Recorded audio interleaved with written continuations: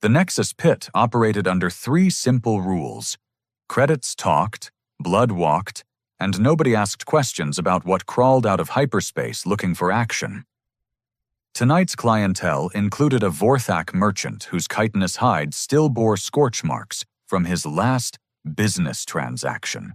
2 Zilani twins sharing a single consciousness and arguing with themselves about betting strategies, and a hulking Cromnak whose idea of casual wear included enough weaponry to level a small moon. Then there was the human. She sat alone at table 47, nursing something that might have been whiskey if whiskey glowed faintly purple and occasionally sparked. Her appearance screamed middle management on vacation. Sensible shoes, high-collared gray jacket buttoned to her throat, and the kind of unremarkable face that security cameras forgot 5 minutes after recording it.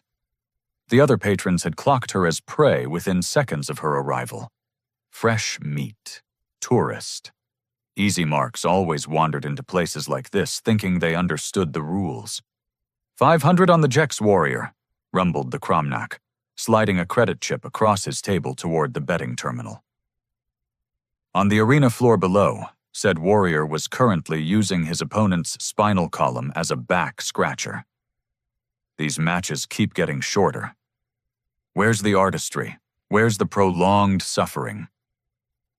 The human woman glanced up from her drink, made a subtle gesture at her own terminal, and returned to her contemplation of the glowing liquid. The betting display flickered.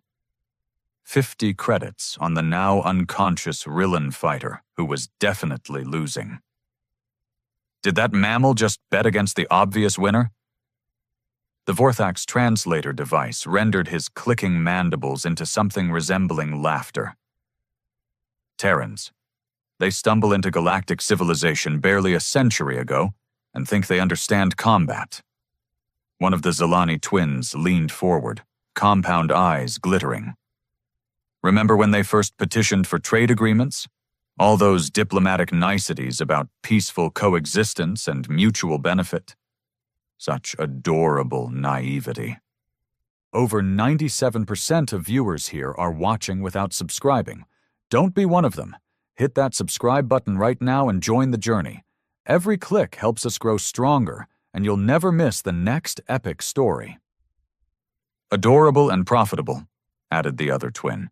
Their homeworld produces excellent textiles, very soft, perfect for our nursery pods. The human's lips quirked upward, but she said nothing.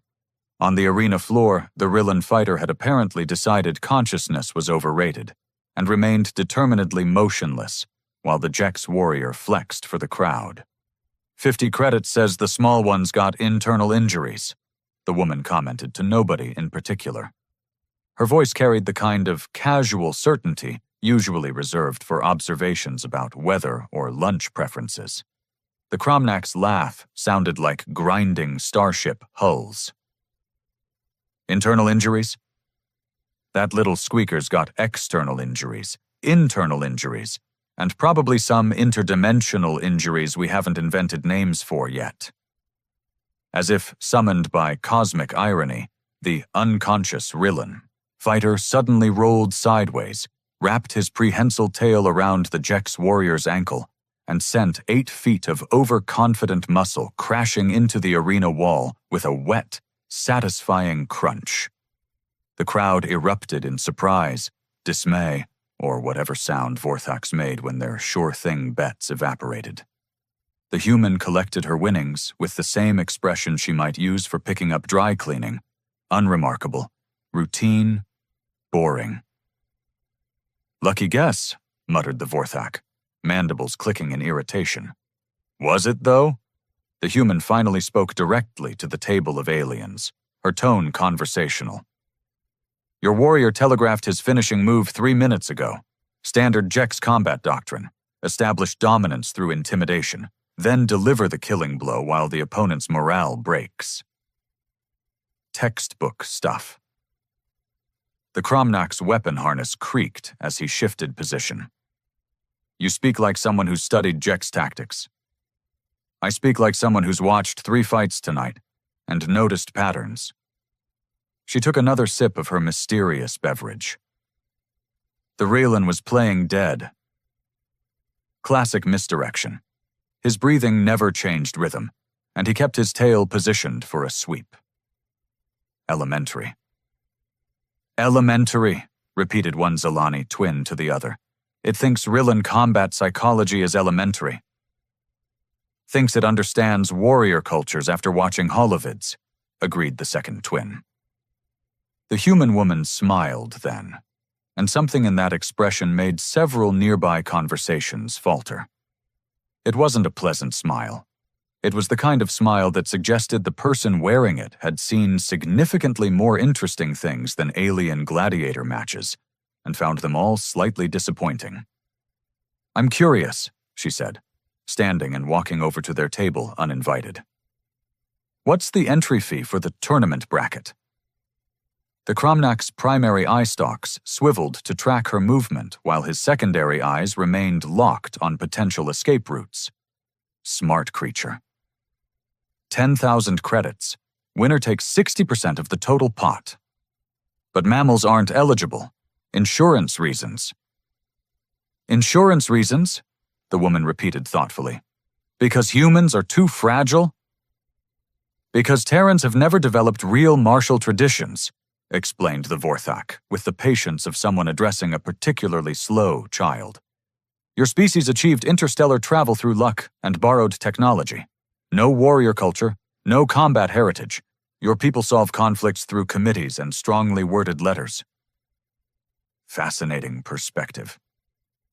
The human's smile widened fractionally. And inaccurate, but fascinating. The arena announcer's voice boomed across the facility in 6 different languages, calling for tournament registration. Serious competitors only. Waiver of liability required. Next of kin notification recommended. The woman reached into her jacket and produced a credit stick. I'd like to register. The laughter started with the Cromnack's hull-grinding chuckle and spread outward like ripples in a pond. Within seconds, half the establishment was pointing appendages, tentacles, and various other extremities in her direction. Someone's translator was working overtime to render what sounded suspiciously like the Galactic equivalent of "Hold my beer and watch this." Mammal, wheezed the Vorthak between clicking fits of mirth. You'll be disintegrated in the first round. Probably by accident. The tournament features champions from 12 different warrior species, professional killers, artists of violence. Artists, she mused. Interesting word choice. The registration booth was staffed by a bored-looking Quillian whose spines rattled with each yawn. He accepted her credit stick with the resigned air of someone who processed a lot of suicide applications. Standard forms require emergency contact information and preferred method of remains disposal. Just put down "surprise me" for both, the human replied. The booth printer hummed, producing a competitor badge that looked absurdly small, pinned to her conservative jacket. The crowd's amusement had evolved into something resembling bloodthirsty anticipation. Fresh entertainment, a new way to lose money. The evening was looking up. You know, called the Cromnack as she turned to leave, I almost feel guilty taking your credits. Almost. The human paused, one hand resting on her jacket's high collar. That's very considerate, but premature. Premature how? Instead of answering, she began unfastening the collar's top button. Then the second. Then the third. The laughter died first at her table, then spread outward as realization dawned species by species. What they had assumed was modest clothing was actually concealment. What they had mistaken for a high collar was actually a cover. The jacket fell away, revealing arms marked with ink from wrist to shoulder. But these weren't decorative tattoos or cultural identifiers. These were campaign records, battle honors, victory tallies etched in pigment and precision. The Cromnack's weapon harness stopped creaking. The Vorthak's mandibles stopped clicking. Even the Zelani twins stopped arguing with themselves. Because everyone present suddenly understood they had been making assumptions about the wrong species entirely. In the corner booth reserved for high-stakes observers, an ancient Methalan scholar named Koreth Is dropped his reading tablet with a clatter that echoed through the sudden silence.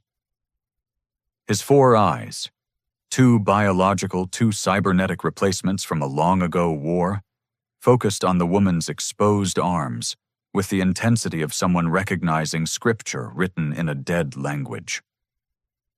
"Impossible," he whispered, but his voice carried in the acoustically perfect arena. "Those marks, those specific patterns."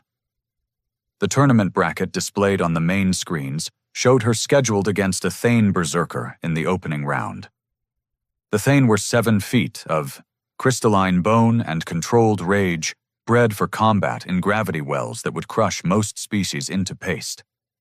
Standard betting odds had her at 300 to 1 against survival past the first exchange. Korethius struggled to his feet, ancient joints protesting, and shuffled toward the betting windows with surprising urgency.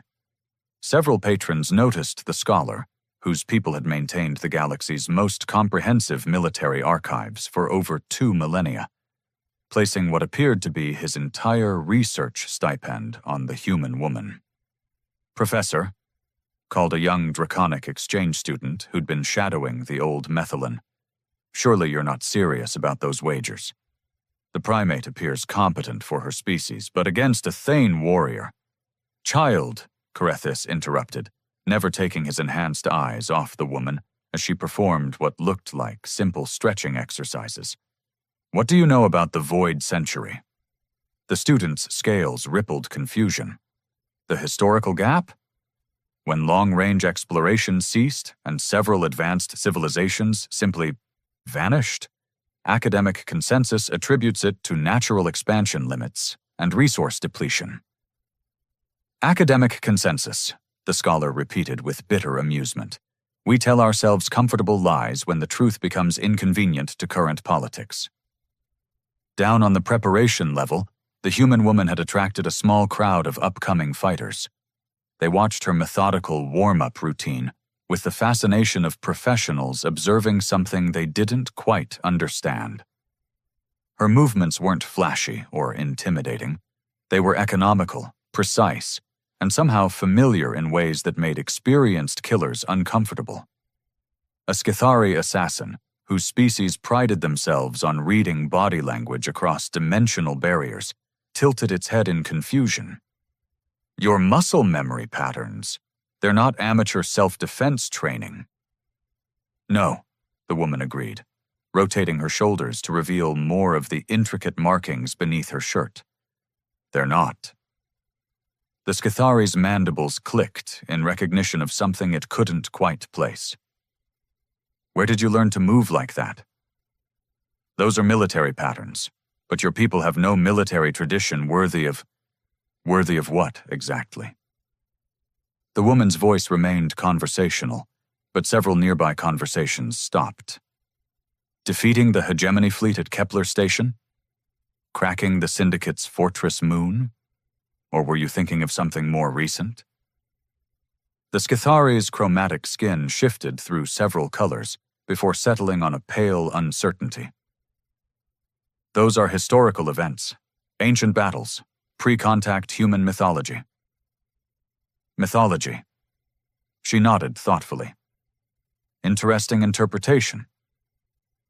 Korethius had abandoned all pretense of dignity and was now practically pressed against the observation window, his cybernetic eyes zooming in on specific sections of visible ink. What he saw there made his primary heart skip beats while his backup cardiovascular system compensated for the shock. Each symbol was precise. Each date was accurate. Each location marker corresponded to battles that supposedly existed only in fragmented records and suppressed archives. "Student," he called urgently, "access the restricted military database."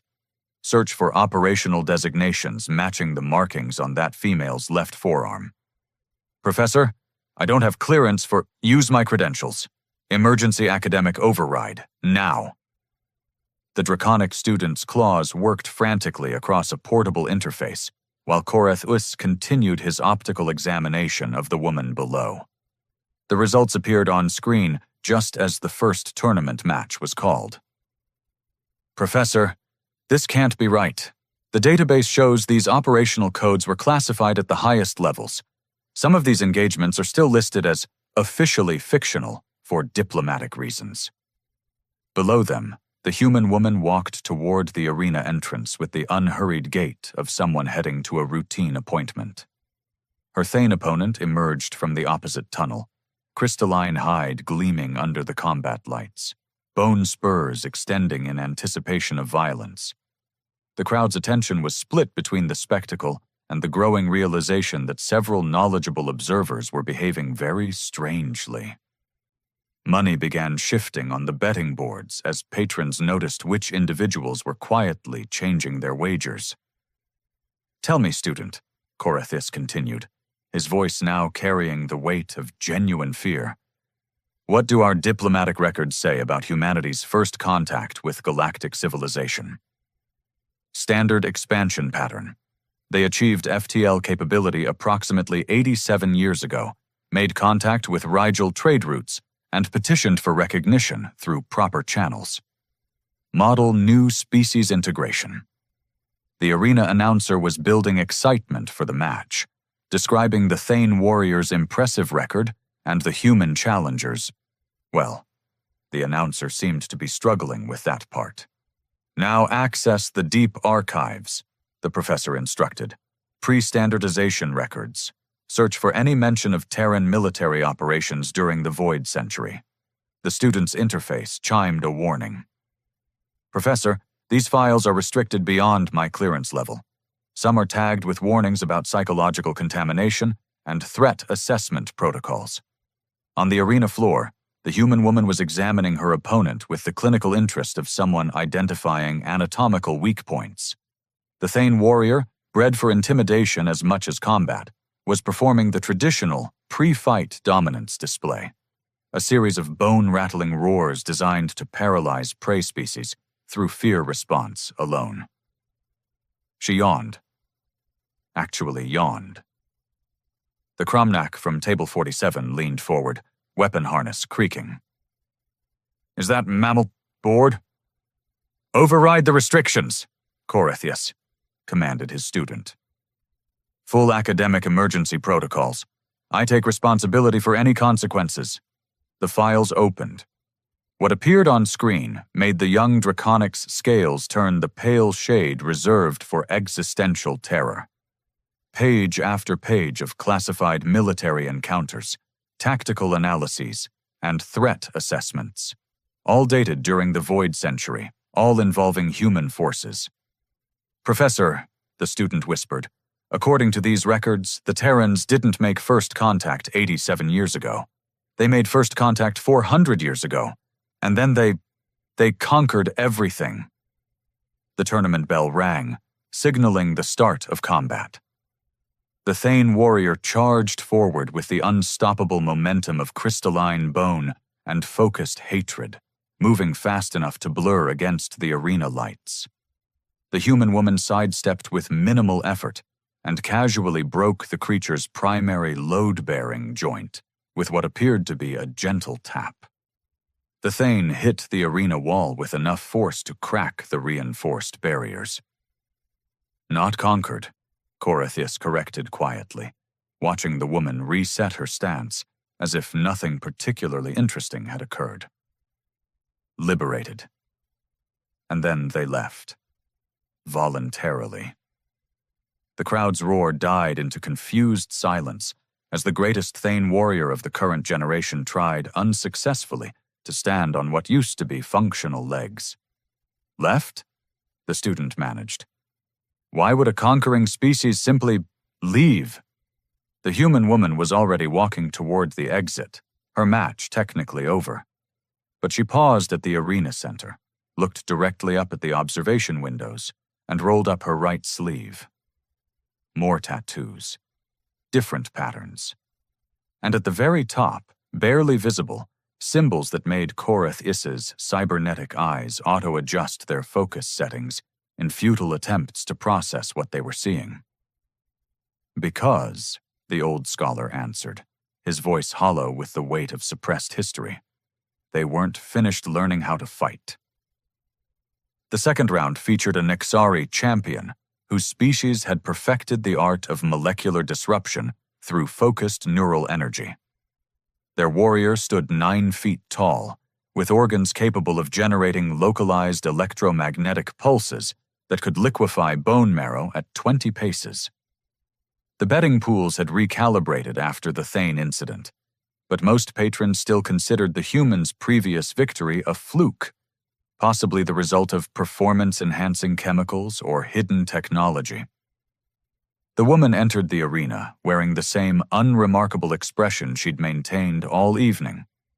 But now, with her sleeves properly rolled up, the crowd could see more of her personal history written in ink and flesh.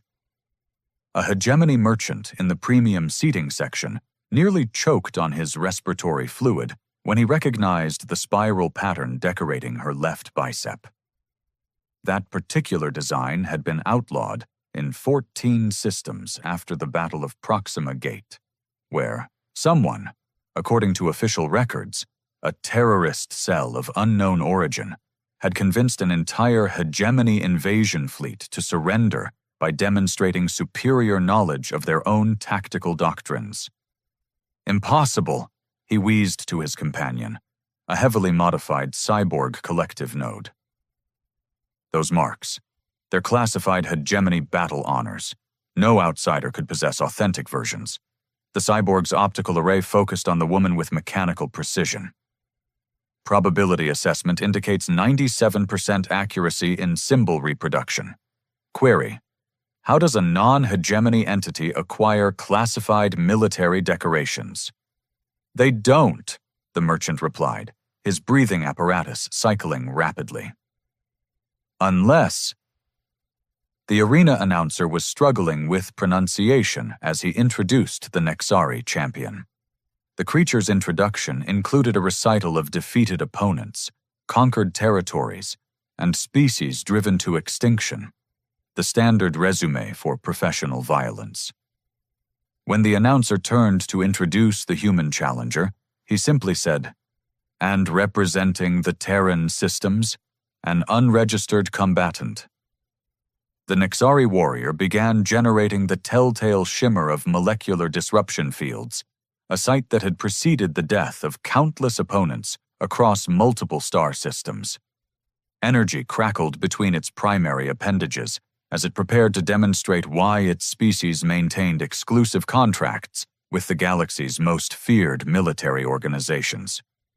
The human woman observed this display with the polite attention of someone watching a child perform a magic trick they'd seen many times before. When the Nexari unleashed its first attack, a concentrated burst capable of dissolving titanium steel alloy, she moved 3 inches to the left, and the energy beam passed through empty space.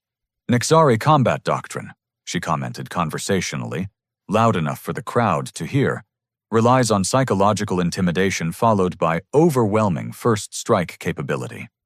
Unfortunately, the intimidation phase requires opponents unfamiliar with Nexari physiology. The warrior's secondary nerve clusters flared with confusion and rage. No prey species should possess tactical knowledge of Nexari capabilities. Such information was restricted to military intelligence services and, historically, to the small number of species that had successfully resisted Nexari expansion efforts. It fired again, adjusting for the human's previous movement pattern. She wasn't there. "Third-generation Nexari warriors supplement raw power with predictive movement algorithms," she continued, now standing behind the increasingly frantic creature. "But their neural architecture has a critical flaw. Sensory input lag of approximately 0.3 seconds during power generation cycles." She demonstrated this flaw by striking the warrior's primary nerve cluster during exactly such a lag. The Nexari collapsed, its disruption field dissipating as unconsciousness claimed its elaborate sensory systems. In the observation levels, Korathis was frantically cross-referencing archived battle reports with the woman's visible markings. Each symbol corresponded to military engagements that his people had documented but never fully understood. Conflicts where technologically superior forces had been defeated through impossible tactical knowledge. Wars that had ended not through superior firepower, but through enemies who somehow knew exactly how to exploit species-specific vulnerabilities. "Student," he called urgently, "access the Methylene Intelligence Archives. Search for any references to adaptive warfare specialists or xenobiological tactical analysis during the Void Century campaigns." The young Draconic's claws were trembling as he navigated increasingly classified databases. "Professor, these files, they're describing a systematic military intelligence operation spanning centuries. Someone was studying every major galactic species, learning their biology, psychology, combat doctrines." "Not someone," Korath-Is corrected grimly. "Someone's. An entire civilization dedicated to understanding how to defeat every other civilization they encountered." The third-round opponent was a Vral Enforcer, representing a species that had conquered 47 systems through the simple expedient of being unkillable. Vral physiology included redundant organs, distributed nervous systems, and the ability to function effectively even after sustaining injuries that would vaporize most species. They were the galaxy's premier shock troops, hired when victory required walking through weapons fire that could level cities. The human woman examined this new opponent with obvious professional interest. The Vral Enforcer responded by demonstrating its species' signature combat technique, systematic self-mutilation designed to prove that pain was irrelevant and victory inevitable. "Fascinating," she murmured, watching the creature methodically damage its own extremities. "Classic Vral psychological warfare, designed to convince opponents that conventional weapons are useless against superior Vral physiology." The Enforcer charged, expecting its opponent to flee or freeze in terror at the sight of a creature that could ignore mortal wounds. Instead, the woman reached into her jacket pocket and produced what appeared to be a small medical injector.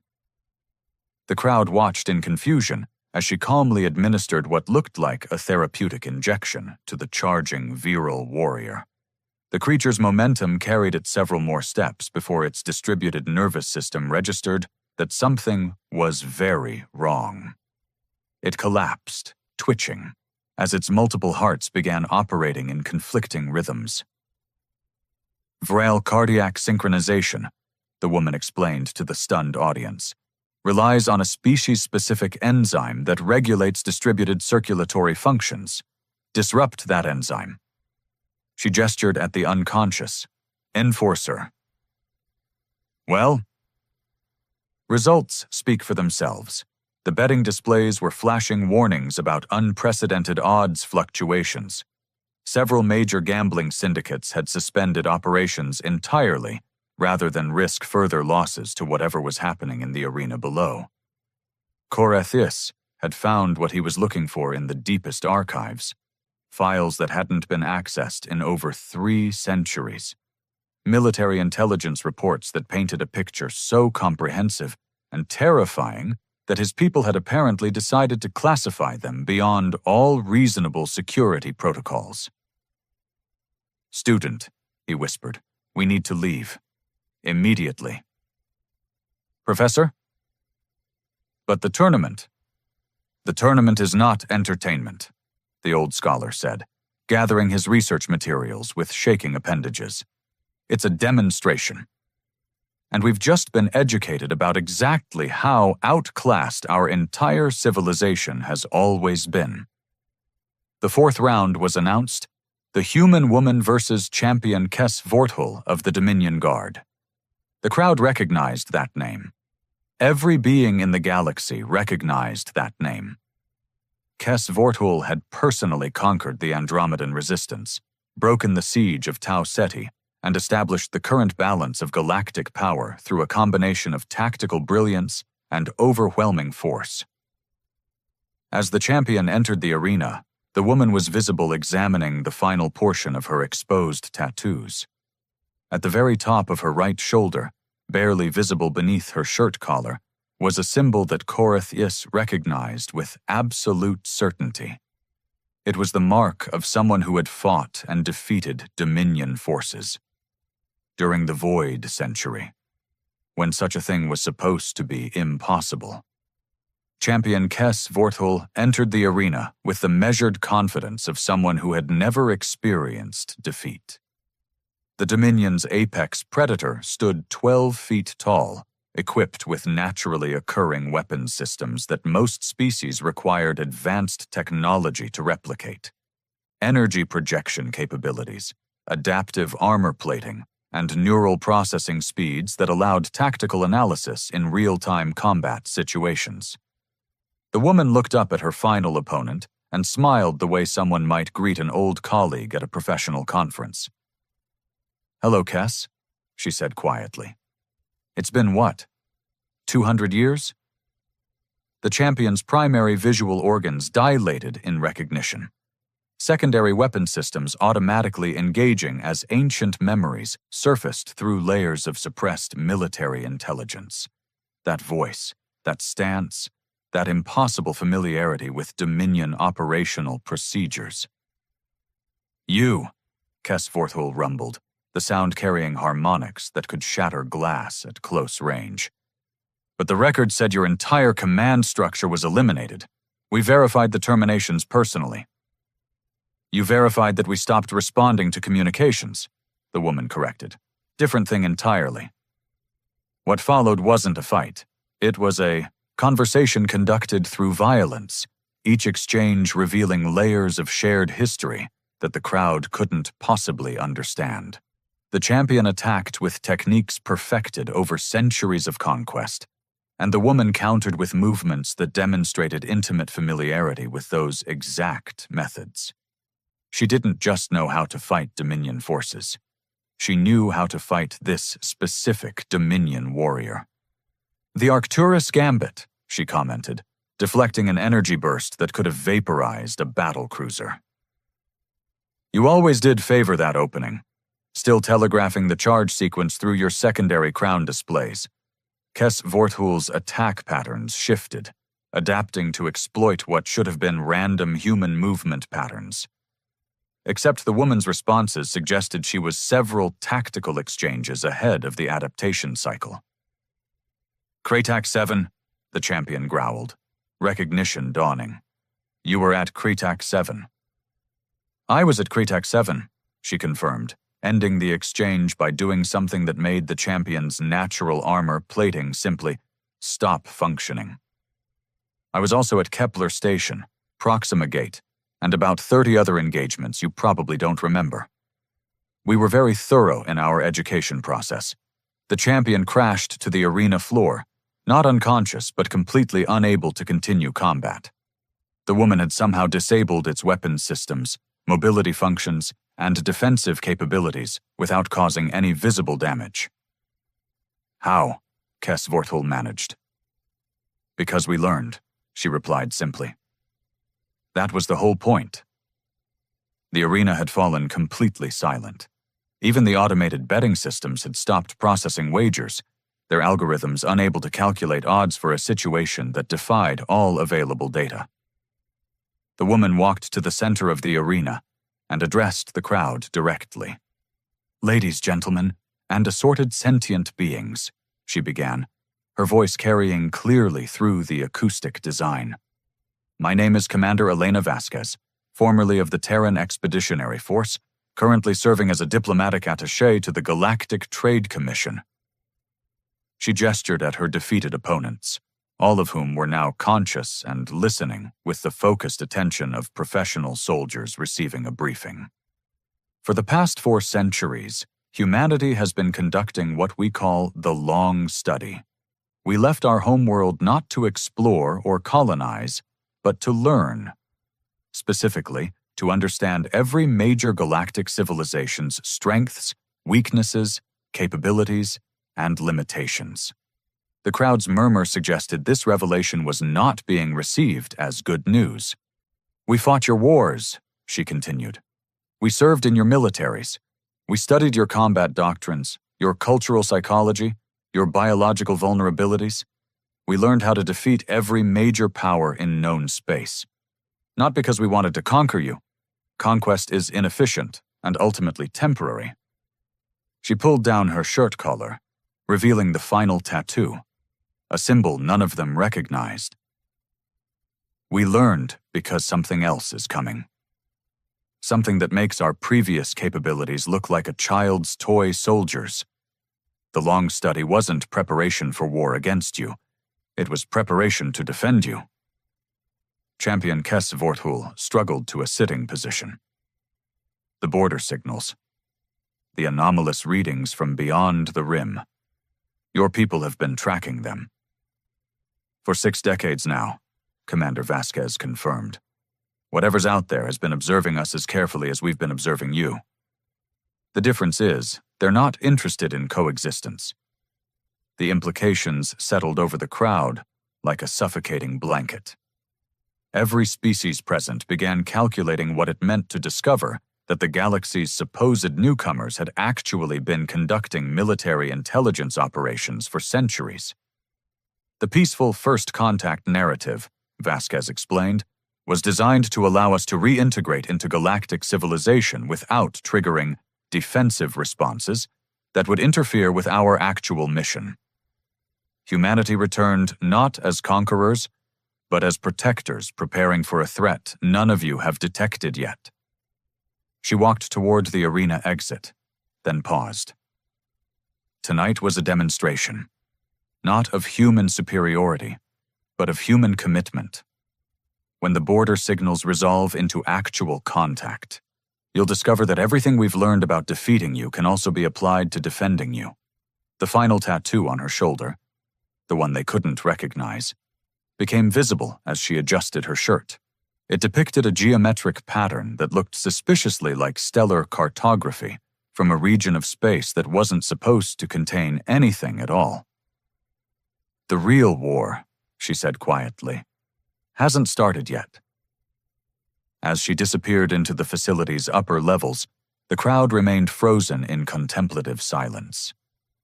The evening's entertainment had transformed into something much more significant, a glimpse of humanity's actual relationship with galactic civilization. They had been worried about the wrong species entirely. Outside the Nexus pit, Commander Vasquez checked her communication device and found 17 priority messages from Terran Diplomatic Command. Apparently, her little demonstration had achieved its intended effect. The galaxy's major powers were suddenly very interested in renegotiating their assumptions about human capabilities and intentions. She smiled, fastened her jacket collar, and walked into the station's crowd looking once again like unremarkable middle management heading home after an ordinary evening. Behind her, the greatest warriors of dozen species sat in the arena, discussing exactly how much trouble they were all in, and wondering if humanity's protection would be sufficient against whatever was coming from beyond the rim. The long study, it seemed, was about to become the final exam.